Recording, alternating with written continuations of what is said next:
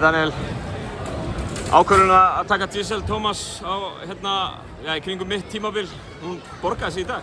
Borgaði sig alla daga, en sérstaklega í dag. Hversu vel leiði þegar þristandi fóru að detta á lokamínútunum? Þetta náttúrulega hefði bara mátt vera hver sem Þetta var bara loksins fengum við einhvers konar flæði. Flæði sem við vorum búin að tala á æfingu, hvernig við ætluðum að sækja á ákveðna varnarmenn hjá þeim.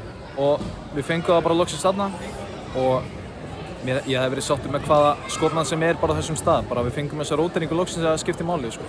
Byrjunin á leiknum ekki góð fyrir ykkur. Það hlýtur að hafa farið aðeins því í hálfleik. Þeir eru að fá Kísir og Washington bara á leiðinu að skora einhver 60 stig og virðist vera lítið að gerast hjá okkur varnarlega svona lengi vel framan af. Hvað er það sem að breytist hjá okkur, finnst þér?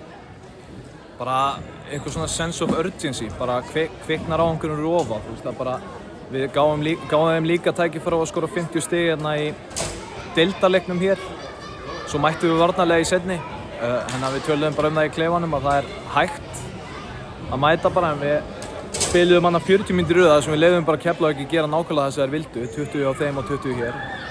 Og bara gerum vel í fjórða að þvinga þær úr þeirra aðgerðum og fá þær til að spila svolítið meira sem einstaklingar. Þannig að við vinnum þetta bara einstaklingsgæðum í restina, sko. Hversu mikilvægt fyrir ykkur núna að halda þessi urgency gangandi inn í leikinn í Keflavík og þurfa ekki að koma hingað aftur? Það er náttúrulega talsvert vanari í þessum seríum heldur en við, en bara við förum bara vonandi með það hugafar bara í leik 4 að við ætlum bara að fara að klára þetta þar. Við bara drífa okkur í næstu seríu og fara að spá í þá Njarðvíkingum heldur. Það ekki taka gjaldkerraleik í oddaleik hér í Vesturbænum? Ég er ekki viss að ég vilji reynslumikið Keflavík í oddaleik, en ef það fer þannig þá verðum við bara að gera það. Kæra þakkir Daniel og gangi ykkur vel. Takk.